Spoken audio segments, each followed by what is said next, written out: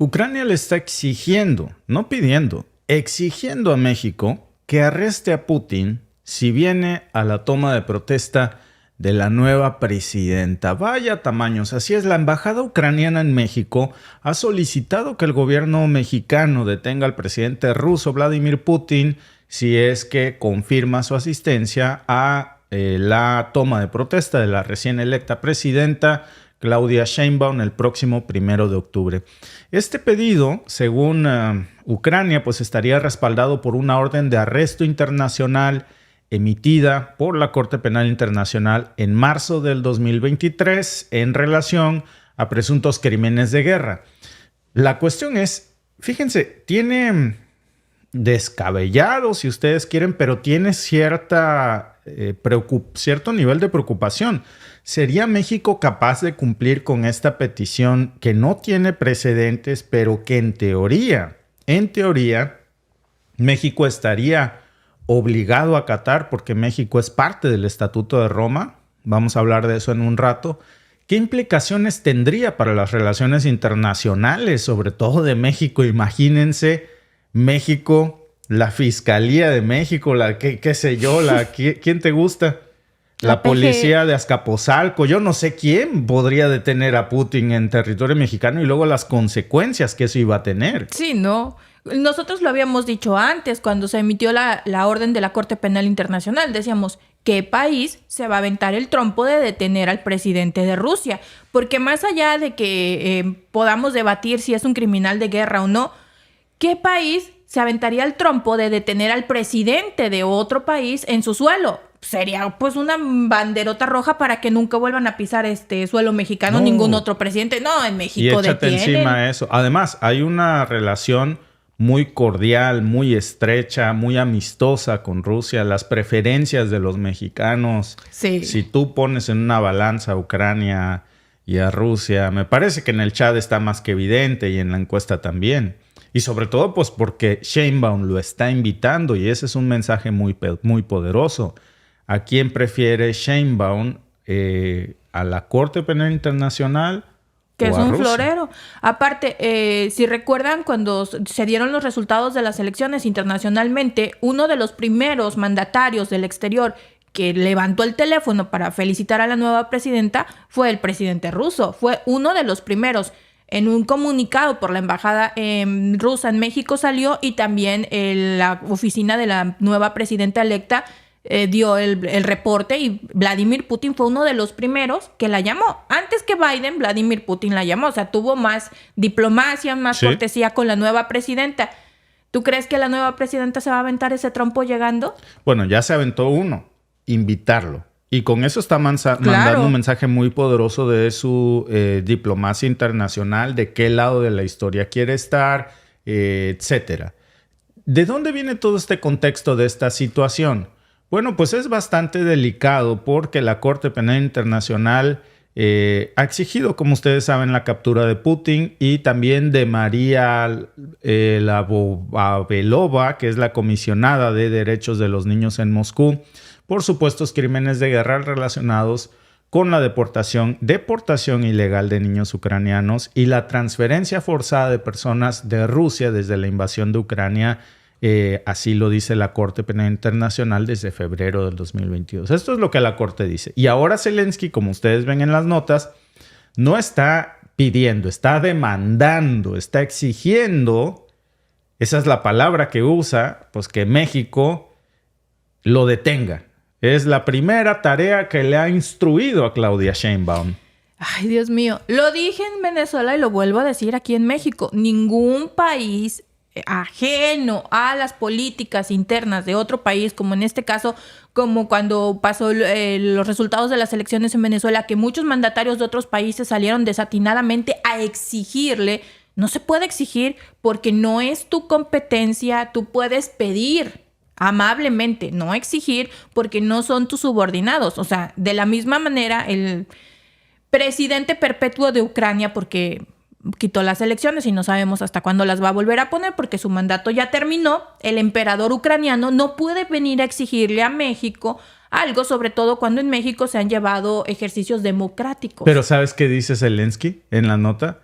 que esto habla muy mal de la democracia. Mira, el chiste se cuenta solo. De la democracia mexicana, cuando él mismo no quiso convocar a elecciones porque sabe que las va a perder y se autonombró con el apoyo de la OTAN presidente perpetuo para siempre hasta que la muerte lo separe de la presidencia ucraniana. Desde el Kremlin, por supuesto, hablando de esas acusaciones que la Corte Penal Internacional ha hecho contra Putin, pues el Kremlin niega esas acusaciones de deportación forzada. Ojo que esos niños están vivos. No hablamos de 40,000 mujeres y niños asesinados. Ese es Netanyahu en Palestina. Aquí estamos hablando de niños vivos. Eso no deja de ser preocupante. Por supuesto, cualquier niño que sea arrancado de brazos de su familia debe de investigarse. Pero volvamos a México. Claudia Sheinbaum, la presidenta electa, ya salió también a decir cómo justifica la invitación de Putin. ¿Por qué la invitó? Pues Sheinbaum dice que esto es obviamente parte de una convocatoria general que hace a todas las naciones con las que México, y fíjense, yo creo que estas, si sabemos leer entre líneas, dijo Sheinbaum literalmente, es parte de una convocatoria general con la que México mantiene relaciones diplomáticas. Es decir, el mensaje de Sheinbaum es: Rusia es nuestra prioridad, sostener esta relación diplomática más allá incluso del propio Estatuto de Roma. Eso lo dijo en una conferencia de prensa ayer Sheinbaum. Ahí explicaba que estas invitaciones pues eran un procedimiento normal y no había dicho quiénes habían confirmado aún su asistencia. Esta noticia pues ya, como saben, generó muchísima polémica considerable, sobre todo después de que llegó Ucrania ya a soplarle al fogón, especialmente con la prensa rusa y ucraniana, porque Sheinbaum no aclaró si Putin va a asistir a la ceremonia o no. Ni se espera tampoco la presencia de otros líderes controvertidos. Por ejemplo, tampoco dijo nada sobre si asistiría el primer ministro de Israel, Benjamín Netanyahu. Ahí, Alba, Zelensky se quedó calladito. Claro. Ahí no dijo, espero que también detengan a Putin y a Netanyahu. Ya que mandaste invitar a los dos, al 2x1. Pues están en la misma situación. Celda. Sí, que compartan celda, ¿no? Claro. Pero no, pues... Es que la historia no es hay que saber para dónde ladrar. Exactamente. Yo creo que aquí es lo que vimos. Tampoco se han confirmado estas figuras controvertidas. La presidenta Sheinbaum, seguramente vamos a ver ahí algunas figuras polémicas o representantes diplomáticos de países en los que, digamos, Estados Unidos no quisiera ver que se inviten, y yo creo que ahí va a ser el primer planteamiento del inicio de la administración de Sheinbaum. No nada más Estados Unidos, también la OTAN. El futuro secretario de Relaciones Exteriores, Juan Ramón de la Fuente, también ya salió a dar declaraciones ayer. Dijo que era una práctica protocolaria, que no se avispen, que esto se extiende a todos los países con los que México quiere tener relaciones. Entonces, diplomáticas. México mantiene su intención de sostener prioritarias relaciones diplomáticas con Rusia sin hacer ninguna exclusión. Muy a pesar de esto, pues Sheinbaum ya adelantó, ojo con esto, que esto no es tan general como digamos, es nada más para los amigos, para los cuates, porque hay dos que no están buscados por la Corte Penal Internacional, pero que no invitó Sheinbaum. Dijo que no va a invitar a Ecuador ni a Perú por los conflictos diplomáticos actuales. Ahora, pensemos en las posibles repercusiones de esta situación. Miren, si Putin decide asistir a la toma de protesta, ¿qué va a hacer México? ¿Va a cumplir con la orden de la Corte Penal Internacional? ¿Va a arrestar a Putin en suelo mexicano?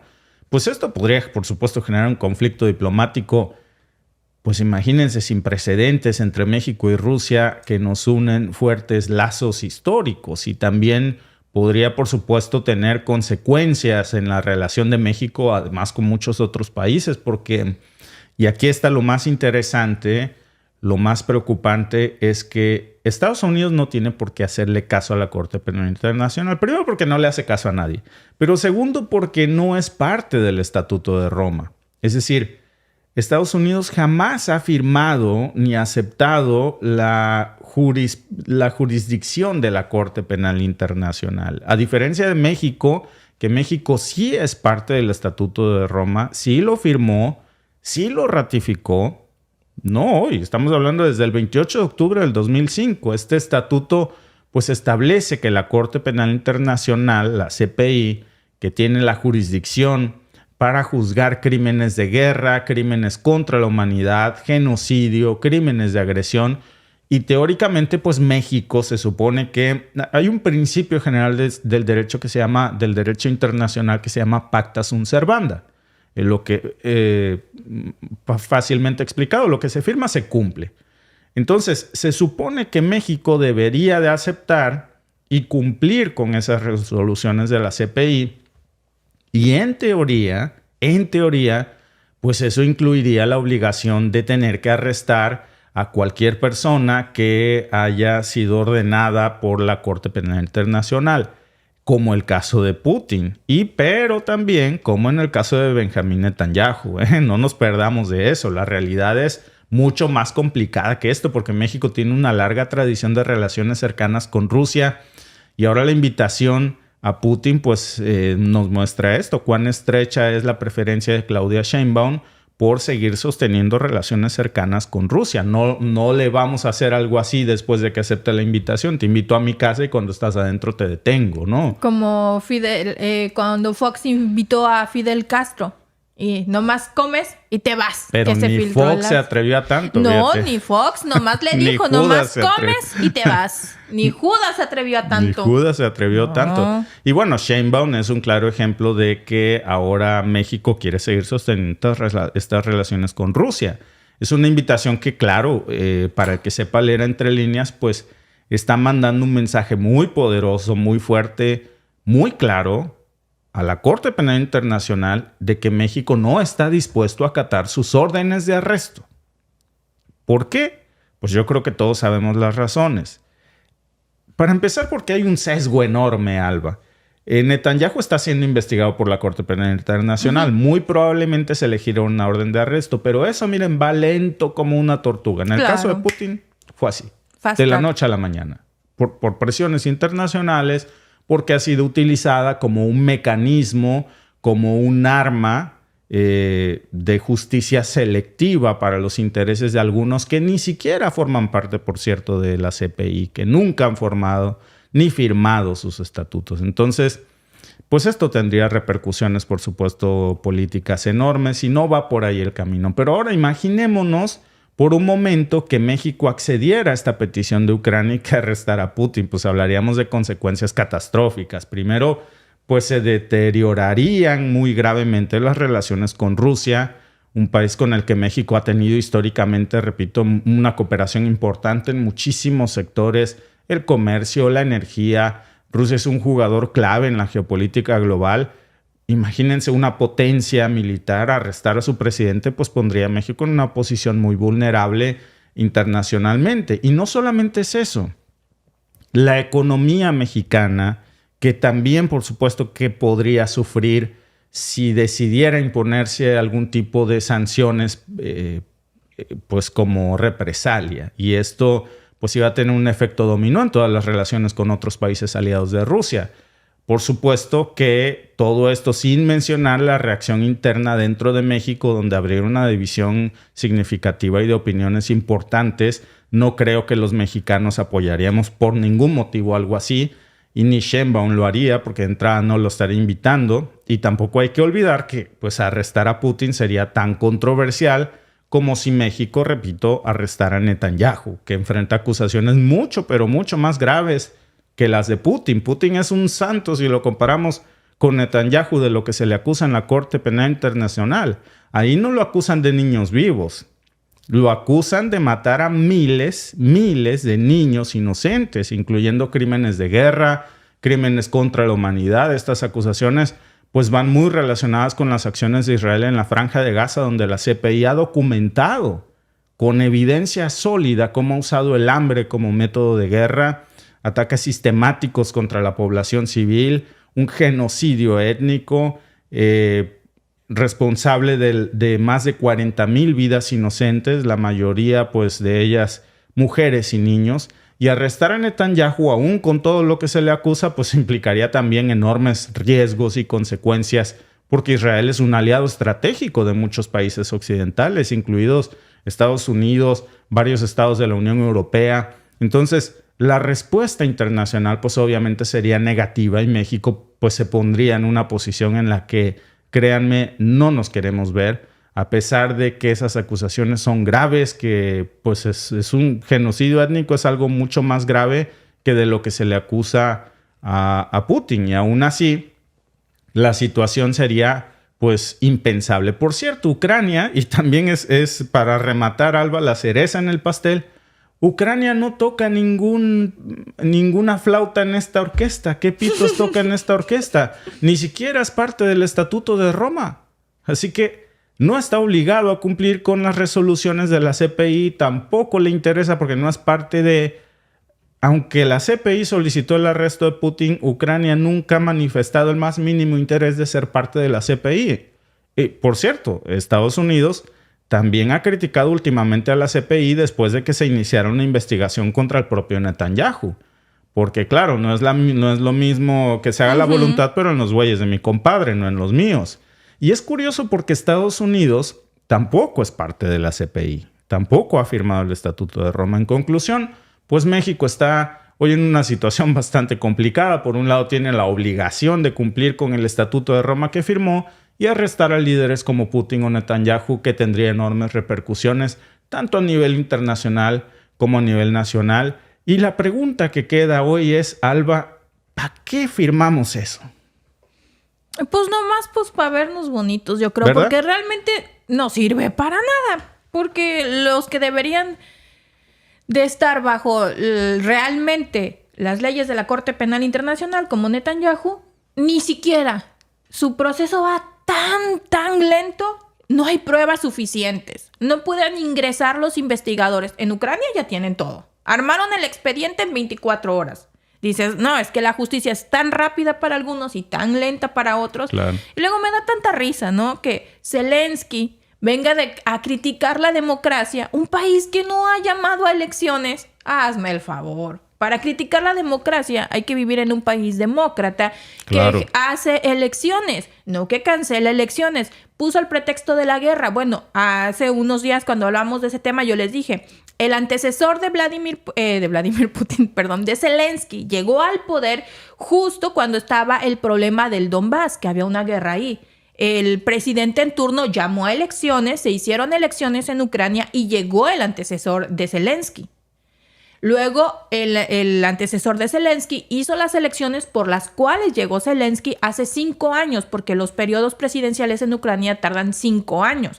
Entonces, llegó el señor y tenía que irse ahorita en mayo. Se le terminó su mandato. Él tuvo que llamar a elecciones en marzo de este año y no lo hizo. Puso de pretexto la guerra cuando su antecesor llegó en medio de una guerra a su país y se realizaron elecciones. Pero en este caso, pues la OTAN dijo que no, que por la guerra, que no es que les convenía. Que Ucrania se la ha vivido en guerra siempre. Exacto. Si eso fuera, nunca habría elecciones, porque las disputas... Yo sé que aquí decir está lloviendo es no vayas a salir que está lloviendo. Alba, es literalmente es como si en México decimos, oye, no salgas porque está nevando. Pues es un buen argumento, porque mañana ya no. Pero, por ejemplo, en Canadá, que neva 6 meses del año... Pues sí. Pues cuando sales, pues tienes que salir. Entonces lo mismo es en Ucrania. O sea, siempre ha habido elecciones y como tú dices, muchísimos presidentes ucranianos han convocado elecciones. Si ustedes ven la historia de Ucrania, ha tenido muchísimos conflictos armados en distintas partes de su historia y ningún presidente había cancelado las elecciones hasta que llegó Zelensky. Llegó Zelensky y entonces dijo, estamos en guerra. Pero su antecesor llegó al poder en medio de una guerra en el Donbass. Y no fue impedimento para el presidente que estaba en ese entonces llamar a elecciones. El otro, el que dejó el cargo antes de Zelensky, llamó a elecciones, llegó Zelensky y Zelensky dijo, pues es que aquí está bien chido. Pues es que mira, ya se está tomando tan serio su papel de emperador después de proclamarse presidente perpetuo de Ucrania, que el emperador Volodymyr Zelensky primero ya está diciendo que le ordena, le exige a México que arreste a Putin inmediatamente y ha instruido a la señora presidenta de México que esa será su primera encomienda de su majestad Y Volodymyr Zelensky. Como el señor es arroz de todos los moles, como decimos en México, en todos lados aparece, en todos lados quiere figurar. Es bien figuroso. ¿Por qué no? ¿Por qué no? Es la toma de protesta de México, que se hable de Ucrania. Claro. Son el desfile de la independencia de México. Que se hable de Ucrania. No hay que bajar de ser trending internacional, que el mundo no se olvide de nosotros, porque si se olvidan, deja de caer dinero. Ya se está volviendo un poco medio mala copa. Sí. ¿Cómo debería responder México ante la solicitud de Ucrania? Mira, Alba, el 53% de las personas que participaron en la encuesta cree que México no debería de invitar a Ucrania. No por mala copa. Pues para que no, ¿verdad? ¿Para qué vas a invitar a, ya sabes que es de pronto... A la que se roba los centros de mesa. Decían en mis tiempos de Brayea, ¿no? Se roba los centros de mesa, no lo invites. Va a querer pedirnos 60 mil millones de dólares ahí. No, compadre. Give me more money. No, si andamos necesitando dinerito. No, pues llegas en mal momento, maestro. El 53% cree que no se debería invitar a Ucrania. El 41% cree que deberíamos de mediar diplomáticamente. Y el 6% cree que deberíamos de arrestar a Putin, Alba.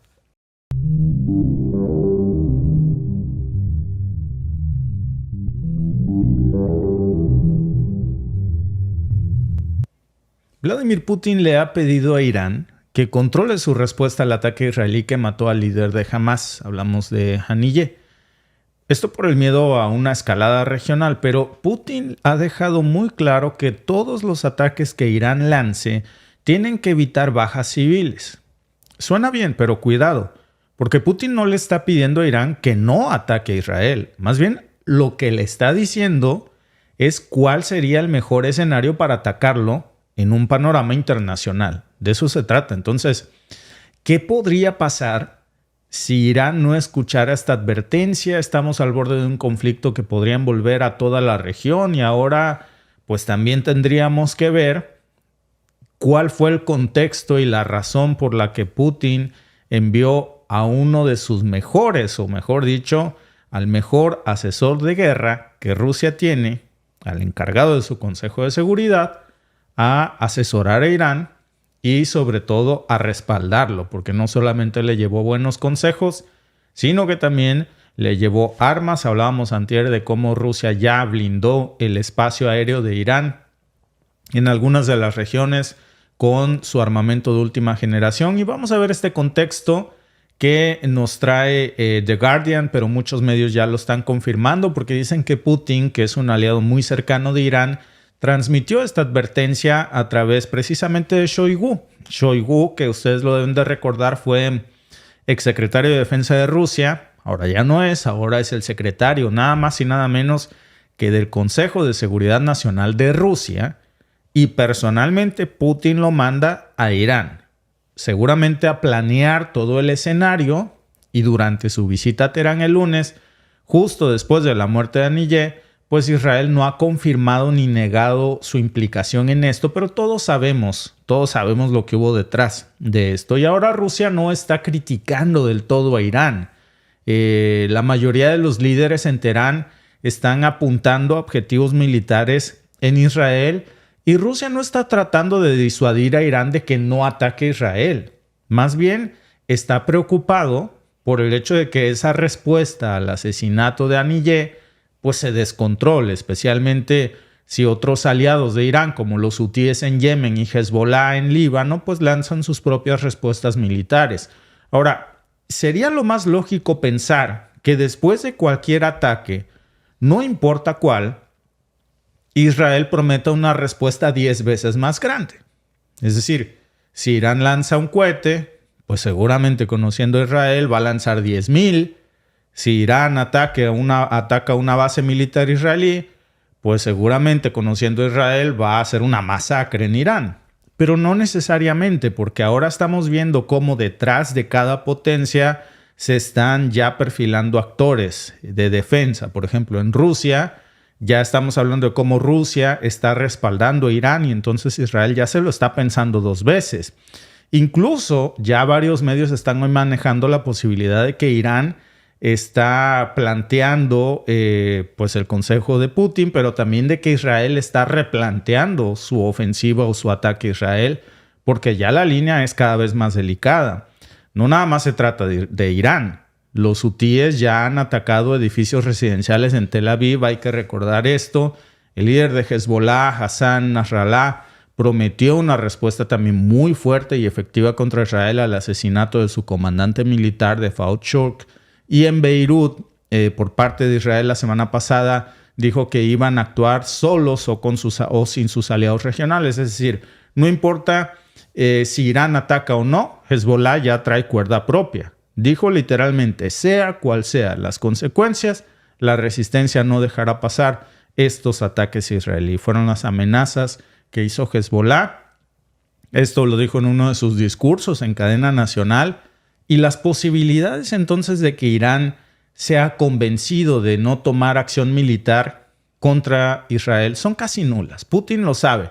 Por eso más bien lo que está pidiendo es, bueno, si no te puedo disuadir de que ataques a Israel, te puedo ayudar siempre que sea una venganza controlada, una respuesta controlada en donde no haya bajas civiles.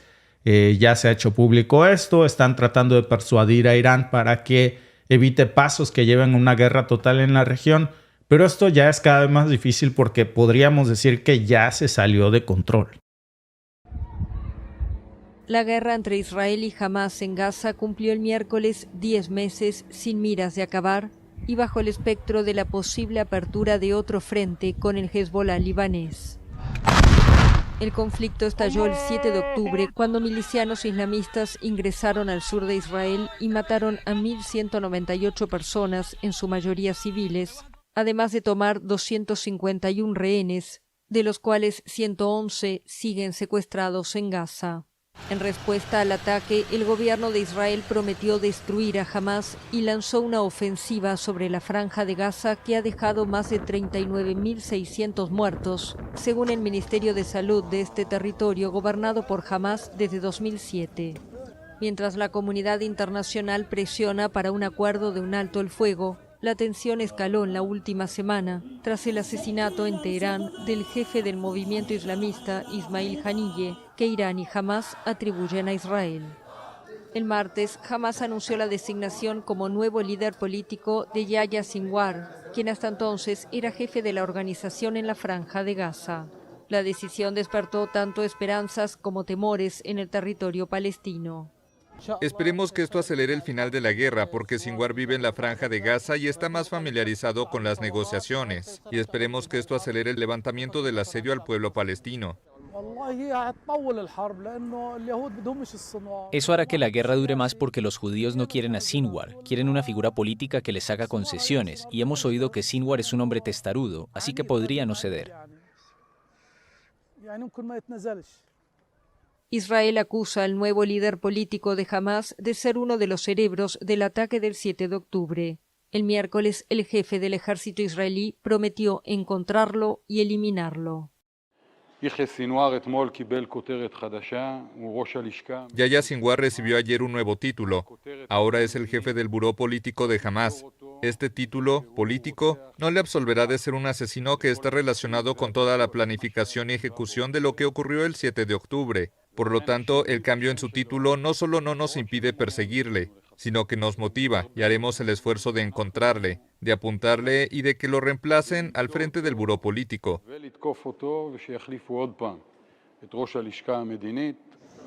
El asesinato de Haniyeh hizo aumentar los temores a una escalada del conflicto. La Organización para la Cooperación Islámica culpó el miércoles a Israel del atentado, que calificó de grave violación de la soberanía de Irán. Este acto atroz solo sirve para intensificar las tensiones existentes, lo que podría desembocar en un conflicto más amplio que implique a toda la región. La tensión también reina en Líbano, donde horas antes del asesinato de Haniyeh, un bombardeo reivindicado por Israel mató en un suburbio de Beirut a Fahd Shukr, el comandante militar del movimiento chiita Hezbollah, aliado de Hamás y respaldado por Irán. El jefe del movimiento armado libanés aseguró que Hezbollah e Irán están obligados a tomar represalias contra Israel. En los últimos días, varios países pidieron a sus ciudadanos que abandonen Líbano y algunas aerolíneas suspendieron sus vuelos a Beirut. El martes, cazas israelíes sobrevolaron Beirut, generando pánico entre la población. Pues como ven, no pinta que esto vaya a desescalar, porque hablábamos del asesinato del líder de Hamas. Hamas pone uno nuevo, Israel dice no hay problema, ese también te lo mato, 2 por 1, estamos en promo.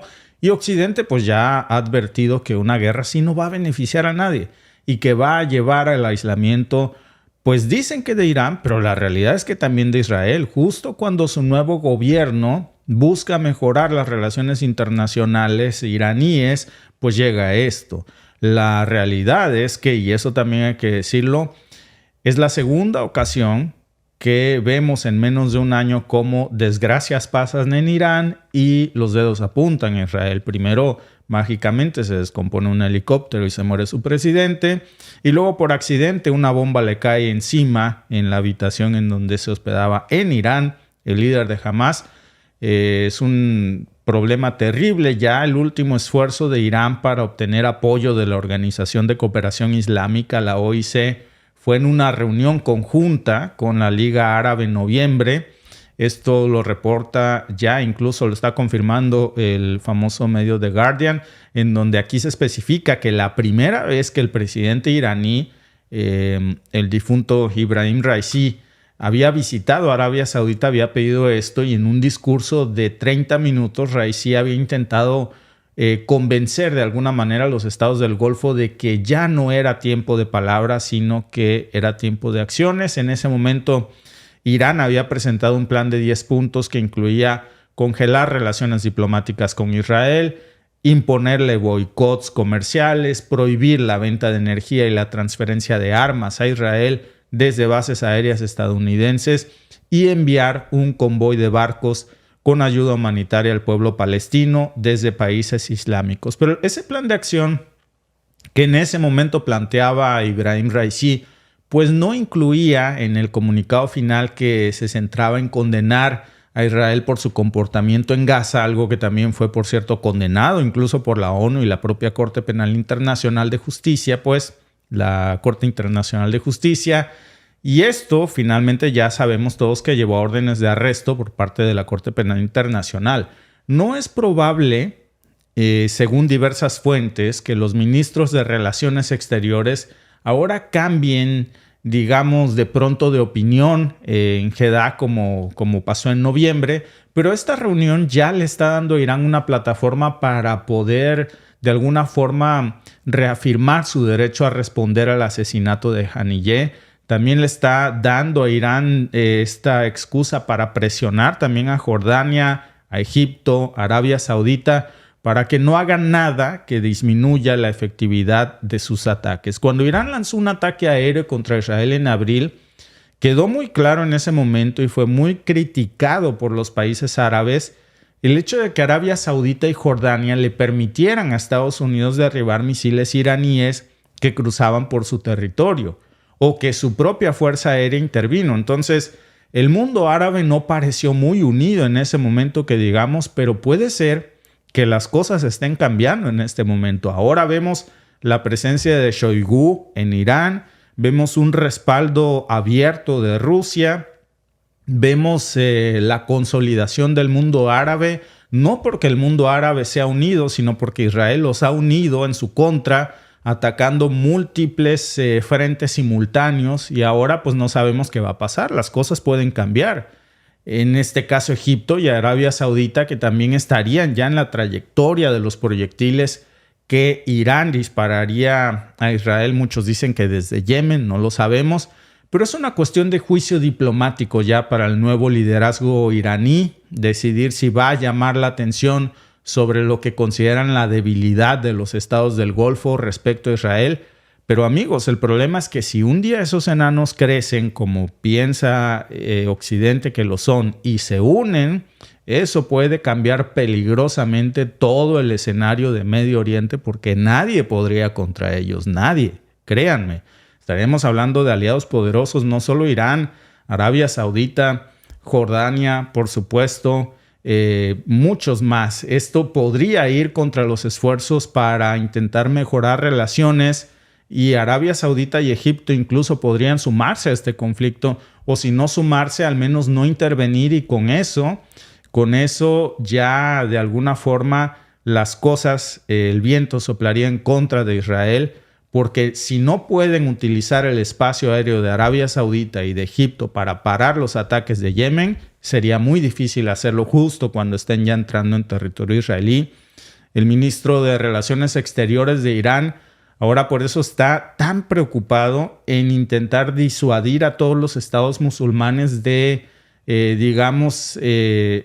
el hecho de que Estados Unidos intervenga en sus espacios aéreos, y está tratando de hacer esta coalición de dos bloques, de los que apoyan sus ataques y de los demás simplemente que no se metan. Ya esto se confirmó en un artículo que se publicó en Teherán, en donde el embajador de Irán en el Reino Unido, hablamos de Moshe Baharban, escribió que el nuevo gobierno iraní estaría interesado en tener un diálogo con Occidente, pero que cualquier contacto debería basarse primero en el respeto a la soberanía de Irán, que es verdad que no ha sido respetada. Es la segunda o tercera ocasión que vemos, no solamente cuando podemos dejar aparte el hecho de el accidente, si lo queremos seguir llamando así, del helicóptero en el que viajaba Ibrahim Raisi, pero una bomba no te cae en la cabeza por accidente, ni tampoco en un consulado en Siria por accidente. Entonces ya hemos visto dos agresiones flagrantes a Irán de su soberanía que son evidentemente una provocación. Parece como si Netanyahu quisiera a toda costa que Irán lo atacara y le sigue picando la cresta para que esto suceda, porque es la única forma en la que puede arrastrar a Occidente a su propio pequeño conflicto, que ya se salió de control. Y esto pues ya está tomando riesgos muy grandes, porque con lo que tal vez no contaba Netanyahu es que del otro lado no estaría solamente Irán, sino que ahora estaría también Rusia, y junto con Rusia un gran eje en el que seguro está China, está Corea del Norte y está un bloque de aliados en donde ya esto podría tomar totalmente otras dimensiones, Alba. Sí, sobre todo cuando vemos las notas y vemos que ahora Hamás ha nombrado como su número 1 al organizador del ataque del 7 de octubre,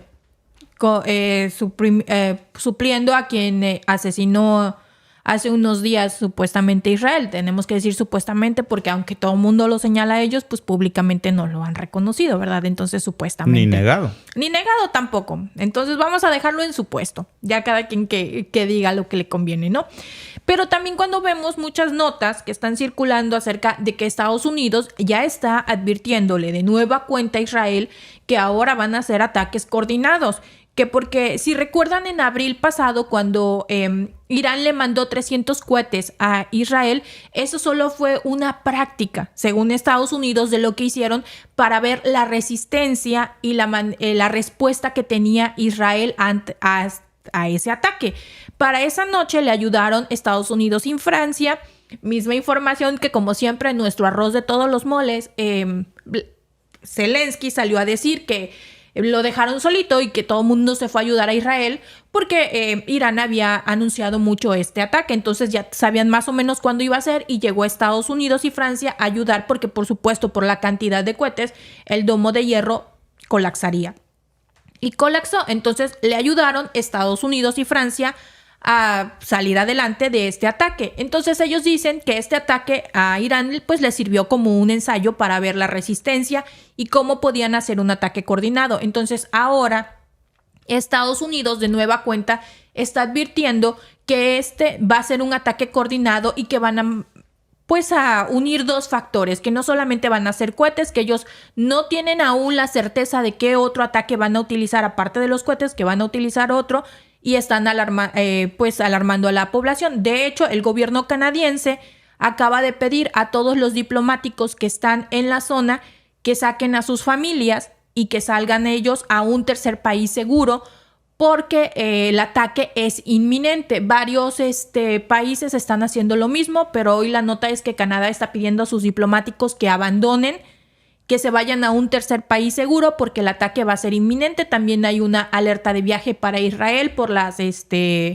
obviamente por el conflicto, también para Líbano, para toda esa zona. Entonces hay una alerta de viaje, pero también vemos otras notas que ya empiezan a circular acerca de la economía de Israel, que dicen que esta guerra, ahí voy el doble, que dicen que esta guerra pues ya le está pasando factura al Producto Interno Bruto de Israel. Lo veíamos a finales de año y que están diciendo que este año pues le está pasando 8.1, si mal no recuerdo, leí en la mañana, ¿verdad? Sí. 8.1 cuando estaban en el 19 punto y tanto. Entonces le está pasando la factura. La economía de Israel pues está sufriendo porque es una guerra muy costosa. Nosotros se los decíamos, desplegar ese domo de hierro es sumamente costoso para Israel y lo han desplegado un día sí y otro también porque tienen un problema con todos los vecinos, se han peleado con todos. Están movilizando más reservistas, están comprando armas masivamente. A pesar de que Estados Unidos le ayuda, es uno de sus principales pues proveedores. Ayuda es un decir porque no le regala nada, ni le da el 20% de descuento en el Black Friday. No, por supuesto, negocio es negocio, claro, compadre. O sea, yo te ayudo, pero tampoco abuses, ¿no? Y luego, pues, también hay otra nota, porque hoy ha estado Israel en los titulares. Netanyahu dio una entrevista en la que le pide perdón al pueblo, a su pueblo. Porque dice, no crean que por otra cosa, sino porque se siente muy mal, porque durante su mandato ocurrieron los ataques del 7 de octubre. También durante su mandato, pues, han muerto más de 40,000 personas en Gaza, pero eso no importa. No vamos para allá. Entonces, nomás les pide perdón por eso. Y les dice que a pesar de que no lo quieren y no están de acuerdo con él, pues ni modo, mi ciela, te aguantas. No va a dimitir, a pesar de que el pueblo no lo quiere, tiene altos índices de gente que quiere que dimita, dice que no se va hasta que acabe este conflicto, o sea, hasta que desaparezca Gaza, hasta que acabe este conflicto, hasta que les traiga la paz. Yo no sé cómo va a traer la paz. Y no, pues no se va, ¿no? Pero no son los únicos señalamientos que tiene el señor, no son los únicos señalamientos de genocida, no. También es un corrupto, tiene fuertes señalamientos en su gobierno por corrupción y los está tapando con este conflicto. El principal problema dentro de su gobierno son los señalamientos de corrupción. Míralo. Ese es el principal problema y por eso se está aferrando a la silla y por eso está moviendo. Pues no, que muy religioso. Pero pues es que ¿Dónde Narcas... está el no robarás? Para él no aplica. Para él no aplica. Para él no aplica. Bueno, Alba, y déjame decirte que ahora, ¿desde cuándo estamos hablando de un posible ataque de Irán ya cantado hacia Israel? Hoy se están movilizando más Fuerza Aérea Estadounidense precisamente ya a Israel. Es una de las notas de las que vamos a hablar. Ya están ahí llegando, más efectivos. Usualmente se blinda, como en la vez anterior cuando Irán lo había dicho, se blindó, se tomaron medidas efectivas, se blindó el espacio aéreo israelí, se tomaron medidas desde Jordania, presionaron a Arabia Saudita. Alba, según un informe que reveló el Washington Post, el Pentágono ya le había advertido a Netanyahu sobre lo del 7 de octubre. Sí. Le habían dicho que se estaban acumulando una cantidad masiva de misiles en la frontera con Gaza. ¿Qué hizo Netanyahu? Nada. No. Los reporteros de CNN estaban ahí antes de que ocurrieran los ataques, transmitiendo en vivo. En vivo, así como nosotros ahorita. Sí, ¿Cómo sabían? ¿En qué? Es como si alguien les hubiera dicho, van a entrar por la puerta B y antes de que iniciara el espectáculo. No, va a ser para allá. A las 2:05 en la puerta B, Sí. 20 metros. Alba, ahí van a estar. no estaba el ejército israelí ahí, pero sí estaban los reporteros y corresponsales de CNN. Claro. ¿Cómo es eso posible? No, y Es luego, el 9/11 de Israel. claro, y luego dices, las cámaras, transmitieron en vivo las cámaras.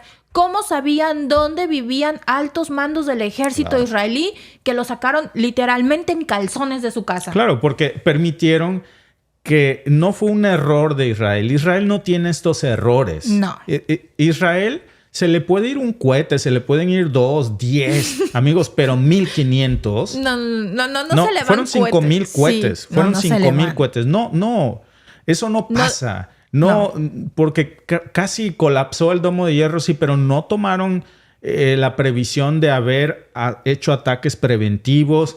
No toda la OTAN, todo Occidente, pues mejor dicho, Había ocurrió. puertas de Israel sin guardias. No todo Occidente hubiera recurrido a defender a Israel como en estos momentos se hace. Si el Pentágono sabía de esta amenaza que ya, según comunicaciones y fuentes de The Washington Post, le habían advertido a Netanyahu por qué no habían desplazado ahí a elementos para ayudarlos a bloquear estos ataques. Es decir, refuerzas tu seguridad. Algo está mal aquí, algo está raro, pero le dio la excusa perfecta para que después de eso que se televisó en el mundo en vivo, como un espectáculo, ya sabían dónde iba a suceder, ahí estaban esperando que pasara y pasó en el momento que iba a pasar. Todos nos dimos cuenta de esto y es la excusa perfecta para hacer un genocidio étnico. Y pues miren, lo que son las cosas, resulta que ahí estaba el gas Amarín, la reserva de gas más grande del mundo. Y bueno, pues ya ni modo, pues ¿qué se le va a hacer a todo ese gas? Pues sí, ni modo que lo dejes ahí, ¿no? Tan solito. No le vaya a dar miedo. Pero sí, dices, estuvo muy, muy raro porque si recuerdan las transmisiones, había puertas de ingreso a Israel que estaban sin guardias. Si ya tenías del Pentágono una alerta, duplicas tu seguridad, pones más atención a las puertas, a las entradas, a las salidas. Dices, ok, las puertas no son importantes, pero no tienes apagado el domo de hierro. Si ya tienes una advertencia, lo tienes prendido. Porque ese pequeño desliz le costó la vida a cerca de 1,500 israelíes que no la debían ni la temían. O sea, su único delito era estar vivos. Perdón, Alba, que lo diga, pero nuestros amigos están votando en la encuesta. Ojalá nos lo digan porque la Matrix parece que está haciendo de las suyas. Alba, déjame mostrarte nuestra encuesta. Pónganos en el chat si la pueden ver. Varios estaban poniendo en el chat que no podían ver la encuesta. Estaban preguntando por la encuesta, de hecho. Bueno, ¿dónde estaba la encuesta? Pues la encuesta está publicada, pero déjame volverla a publicar otra vez porque parece que aquí todo... Ah, mira. Sí, finalmente parece que sí. Algunos sí pudieron votar, otros no. Ya cerrando la encuesta se ha dado el resultado. Una disculpa, parece que hay una falla en estos momentos en la Matrix, pero las advertencias de Putin a Irán tendrán algún efecto. Las opciones son sí, sin duda, no ninguno o dependerá de Irán. Los invitamos a votar. Bueno, ya lamentablemente no se pudo, Alba, porque... No, qué raro que no nos dejen. Pero mira, vamos a ver los resultados. Si me permites, aquí se los voy a poner. De los que sí alcanzaron a votar, De los que sí alcanzaron a votar. Las advertencias de Putin a Irán tendrán algún efecto. Las opciones son sí, sin duda. Depende de Irán. La mayoría cree, el 63%, que sí va a tener un efecto. El 25% cree que finalmente va a depender de Irán. Y el 11% que no va a tener ningún efecto. Lo que sí creo, Alba, es que, pues, ojo que no está Putin intentando persuadir a Irán de que no ataque a Israel. Sinceramente, no porque Putin no quiera decirlo, sino porque sabe que sería un sinsentido. Sí. Ya este conflicto está... Ya traen un pleito, como dirían en mi pueblo, muy cantado. Que al decir no lo hagas, parece que te estás cargando para un lado del conflicto. Ya nomás es dale, pero no tan duro. Dirigido a zonas militares, por favor, no a zonas civiles. Claro. Pero...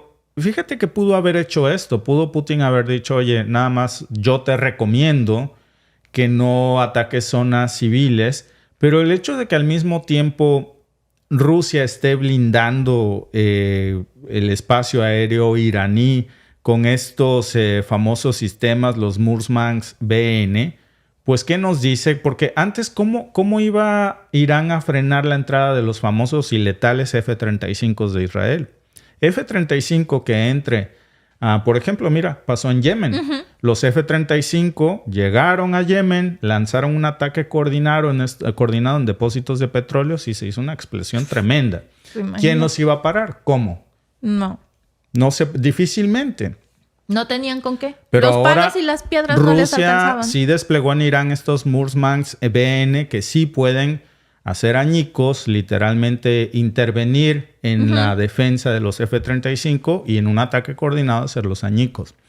No le conviene a Israel en estos momentos la imagen que quedaría grabada y difundida en el mundo. Imagínate de cómo vuela en pedazos un F-35. ¿Cómo iba a quedar eso? ¿Cómo iba a quedar Israel? ¿Cómo iba a quedar la imagen de los poderosos F-35? Imagínense, si Rusia está esperando por las imágenes de cómo vuelan los F-16 en Ucrania, ahora imagínense que vuele un F-35.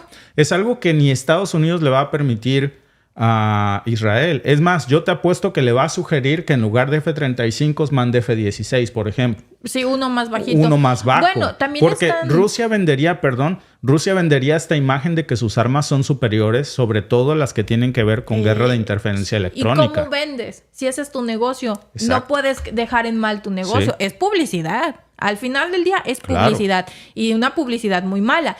Porque también están notas de que Estados Unidos está mandando F-22 a Oriente Medio. Sí, sí, es la nota. Entonces, dicen, es que son más baratos que los F-35. Es cierto, Alba. Fíjate que yo creo que tiene que ver todo con esto. Digo, lo vamos a comentar al rato. Pero el hecho de que Ucrania, piensen tantito, desplegó los Murmansk BN. Ya hablamos de qué se tratan, la letalidad, la eficiencia que tiene. Cuando yo estaba investigando sobre este tema, me encontré varias notas de Reino Unido que decían que era preocupante en el caso, era una nota vieja, en el caso de Rusia, la creación y el lanzamiento de los Murmansk BN, porque eso le daba una superioridad a Rusia en la guerra electrónica.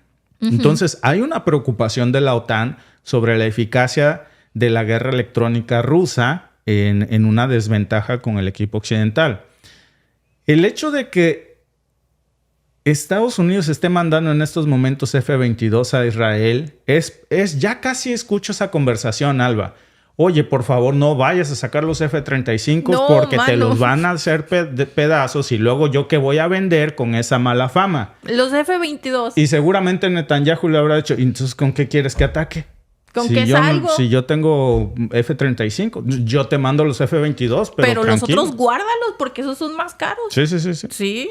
Yo creo que por ahí va. Porque si la amenaza es tal, pues mandas lo mejor que tienes. Pero en estos momentos no vas a arriesgar lo mejor que tienes porque no se trata solamente de parar el ataque, sino de la imagen que vas a vender al mundo. En estos momentos Occidente tiene que vender una imagen de superioridad militar.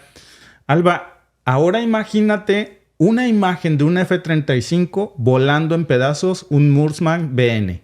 No, pues todo mundo va a querer F-35. Y todo mundo va a decir, ¿para qué compro esa cosa rusa? Claro. Si ni jala. Mejor lo que sí jala. En cambio, ahora si lo pones al revés, todo el mundo va a decir, ¿para qué los F-35? Mejor compra la tecnología rusa. No, y van a decir, bueno... Y es más barata. No, el Murmansk paró el F-22, pero no puede con el F-35. ¿Cómo sabes? No sabemos. No lo han sacado. Esto ya, ¿ven cómo se está convirtiendo no solamente en un choque de potencias, sino en una cosa también de prestigio militar? Claro. De tecnología, de venta de armas. Vende. En este momento, ¿cuál es el negocio número uno? La venta de armas. ¿Por qué? Claro. Porque hay conflictos en todos lados. Entonces, entre más reputación tenga mi armamento como que es mejor, pues obviamente más vas a vender.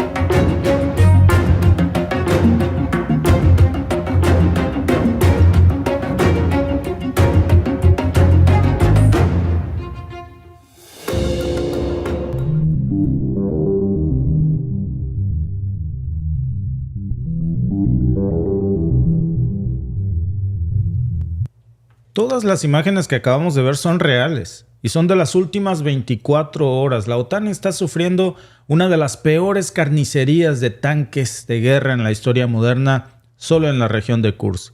Esas imágenes que fueron publicadas por el Ministerio de Defensa ruso desde que estaba a la luz del día, anocheció y seguían explotando los tanques de guerra de la OTAN, amaneció y seguían derribándose, se escondían en los bosques como pudieron ver en las imágenes y aún así ardían. Se puede ver cómo se destruyen meticulosamente todos estos vehículos blindados de la OTAN concedidos a Ucrania, porque esto sucede después de que Ucrania lanza esta extraña especie de invasión a la zona rusa de Kursk, que no es una mera escaramuza lo que ahora estamos viendo en la respuesta. No sé si la OTAN estuvo detrás de esto y si esperaba esta respuesta, pero las imágenes son brutales porque ahora estamos viendo, yo creo que nunca habíamos visto en tan pocas horas un cementerio de tanques de guerra tan grandes y el poderío de destrucción tan inmediato. Rusia afirmó que durante la incursión del 6 de agosto del 2024 los ucranianos utilizaron aproximadamente 11 tanques de guerra, más 20 vehículos blindados de combate, más otros más que fueron, por ejemplo, Abrams, Leopard 2, que fueron totalmente destruidos. Había modelos proporcionados, por supuesto, por la OTAN, estos tanques M1 Abrams de fabricación estadounidense. Los Leopard 2 fueron bombardeados, estos de fabricación alemana. Vehículos que fueron destruidos principalmente por estos ataques aéreos y de artillería ruso, así como, claro, por el uso de drones, y esto ha convertido ya oficialmente a la zona de Kursk en un verdadero cementerio de tanques blindados de la OTAN. Esta ofensiva comenzó muy temprano en la mañana, cuando las tropas ucranianas, como reportábamos ayer, en el momento, apoyadas por estos tanques y vehículos blindados, cruzaron la frontera hacia la región rusa de Kursk y comenzaron a atacar varias posiciones. Decían los ucranianos que de la Guardia Fronteriza rusa, pero la realidad es que se reportan ataques indiscriminados a la población civil, a centros médicos, incluso, y lo más grave aún, a centrales, a una central nuclear eléctrica muy importante que está en esta región. Parece que los ataques iban en esa dirección y pues esto subió de tono porque a pesar de todos los intensos combates, pues las fuerzas rusas lograron repeler la incursión ucraniana utilizando una combinación de ataques aéreos, sumaron artillería pesada, misiles guiados y eso, claro, resultó en la destrucción de varios vehículos. Miren, para ser precisos, 16 vehículos blindados ucranianos, nada más los que a primeras horas estaban reportando durante estos ataques, en donde Rusia había desplegado tanto fuerzas terrestres como aérea para contener esta invasión ucraniana en suelo ruso.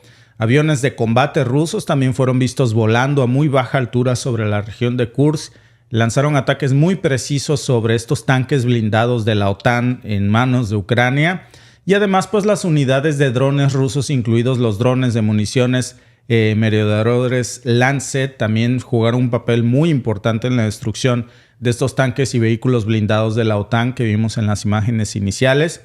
A esto le sumamos los drones equipados con cargas explosivas que se guiaron hacia estos objetivos y destruyeron durante todo el día, durante la noche también, con precisión a estos blindados. Este ataque de Kursk no solamente involucró la pérdida de este equipo militar, sino que también se reporta que resultó en bajas significativas para las fuerzas ucranianas. Esto fue una completa misión suicida. Y fíjense, no lo digo yo, incluso lo reflexiona el New York Times hoy por la mañana acerca de cómo este extraño asalto o intento de asalto ucraniano a territorio ruso, quisieron invadir Rusia, pues no fue muy brillante que digamos, difícilmente se podía esperar algo bueno de ese ataque kamikaze, que alguien saliera vivo de eso.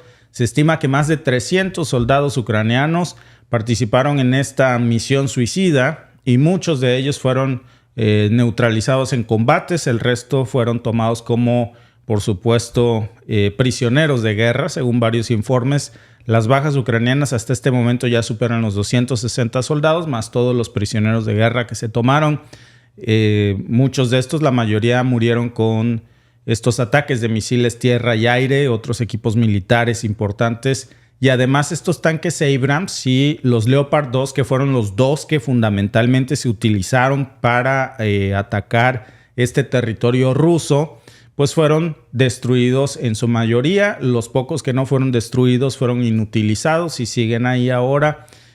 Son vehículos que pues fueron cruciales para esta ofensiva ucraniana. Básicamente en eso intentaban tomar el control de esta zona con blindados. Se supone, y es la única explicación que se tiene, tal como nosotros comenzábamos a sospechar ayer, que el ataque habría sido con el objetivo de que en la ingenuidad tal vez pensaban hacer una operación rápida y tomar el control de la planta nuclear de Kursk, y entonces con esto iban a tener un elemento de disuasión en donde si los rusos intentaban atacarlos, pues ellos volaban todo Kursk junto con ellos mismos en la planta nuclear. Pero eso, o generar un desastre nuclear. Esa también pudo haber sido otra posibilidad de desestabilización, pero pues ahora la tensión sigue en aumento. El hecho de que se haya parado este ataque no quiere decir que ahí muere. Claro que no. Esta evacuación de la población que ya se hizo en varios asentamientos pues sigue, mientras que las fuerzas rusas reportan que han logrado frenar los ataques del DRG. Pues el enemigo parece pues haber sido capturado, dicen estos informes, y los pocos que sobrevivieron pues ahora son prisioneros de guerra. Este artículo que yo les mostraba hace un momento del New York Times, porque no quiero que piensen que esta es una versión prorrusa. Esta es información del New York Times. En este artículo dice que estas ofensivas de las Fuerzas Armadas de Ucrania en las áreas fronterizas de Kursk pues no tenían ningún sentido, no tenían ni pies ni cabeza, no hubo una estrategia aparente y es un verdadero desperdicio. Según palabras de este artículo del New York Times, fue un desperdicio insensato de personal y equipo militar por parte de Kiev. Así lo describe el New York Times ahora, y pues dicen que esto no logró contener los avances rusos en el frente. Muy por el contrario, lo único que va a generar es una escalada brutal. Y mientras que esto sucede, pues ¿quién creen que salió ya a lavarse las manos y a decir no vayas a pensar que yo tuve algo que ver con eso? A mí ni permiso me pidió. Por supuesto, Washington. Ahí está el buen Kirby que sale y dice pues yo no tuve nada que ver. Estados Unidos no estuvo enterado de esto. John Kirby, que es el coordinador de comunicaciones estratégicas del Consejo de Seguridad Nacional de la Casa Blanca, ya salió y dijo que la posición de la administración de Biden sobre el uso de armas de estadounidenses en suelo ruso no ha cambiado, es decir, que no están permitidas. Kirby, que Estados Unidos ya había hablado con Ucrania para pedirle, dicen ellos, una explicación sobre, bueno, cómo fue que lanzaste este ataque a Rusia sin consultarme, aparentemente. Eso es lo que dice. Y este ataque ucraniano pues ya está incomodando mucho a Washington porque se hizo con armas de la OTAN fabricadas en Estados Unidos y en Alemania. Fueron Abrams y fueron Leopard 2 en su mayoría, y esto puede generar una escalada en el conflicto.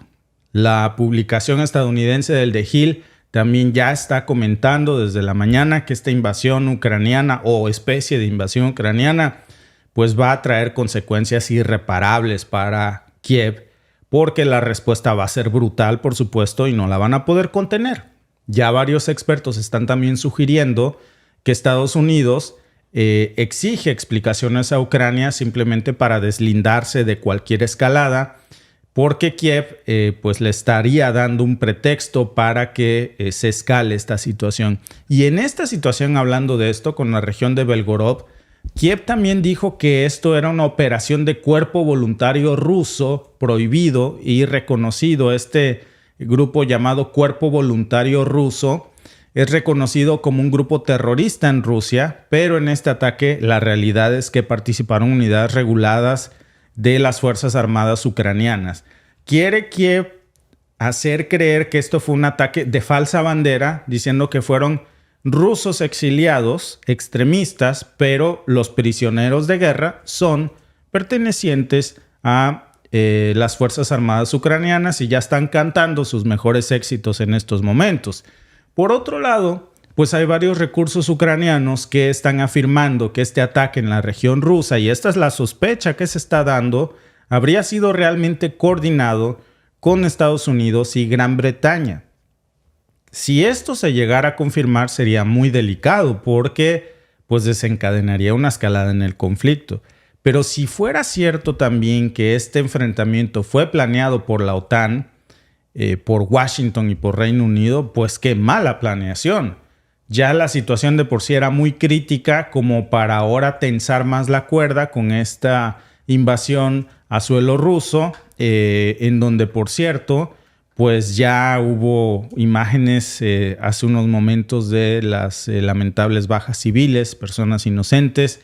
También estas imágenes que están contrarrestando la que pusimos en la introducción de este podcast de toda la destrucción de estos vehículos blindados en Kursk, que ahora es un verdadero cementerio de tanques de la OTAN.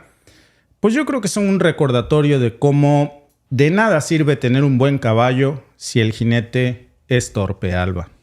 Y que ha demostrado ser muy, muy torpe. A mí lo que me da risa son las declaraciones de Kirby de la Casa Blanca, ¿no? De nosotros no le dijimos nada. Explicación no solicitada, culpa aceptada, ¿no? Sobre todo cuando sabemos que efectivamente Ucrania no mueve un dedo sin la aprobación de la Casa Blanca.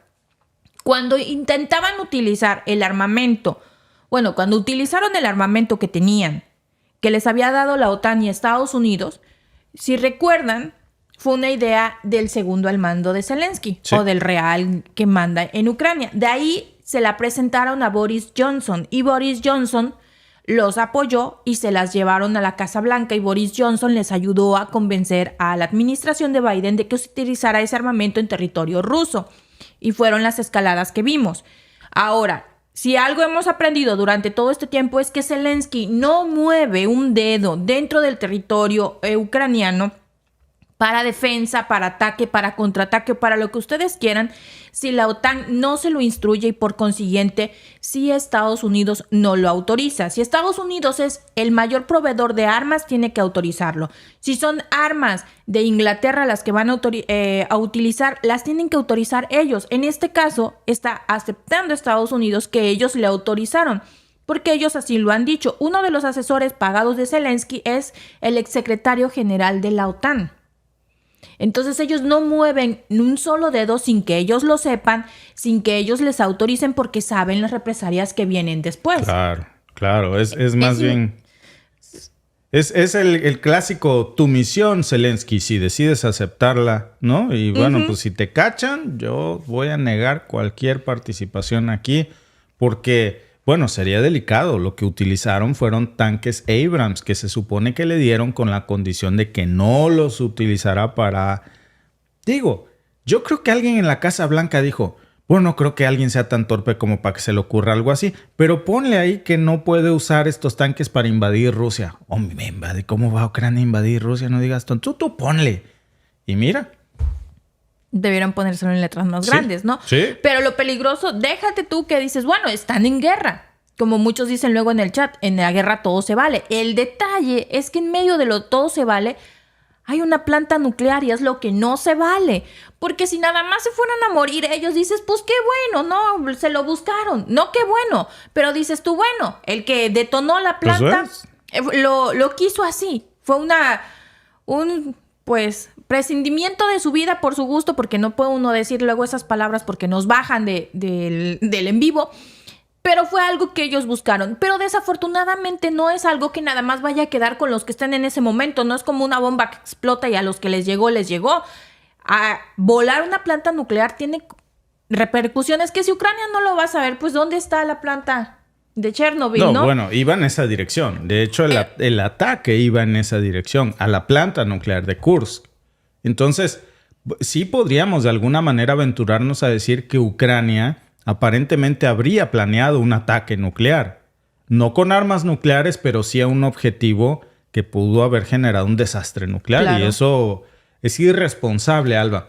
Si no era su verdadera intención, el solo hecho de dirigirse en esa dirección ya era preocupante. Pone los pelos de punta en todos lados. ¿Cómo sabes que un mal tiro, una imprudencia de algún soldado... Claro. Operador de un tanque. Es algo que no puedes controlar. Son zonas que deberían de mantenerse completamente fuera de esto.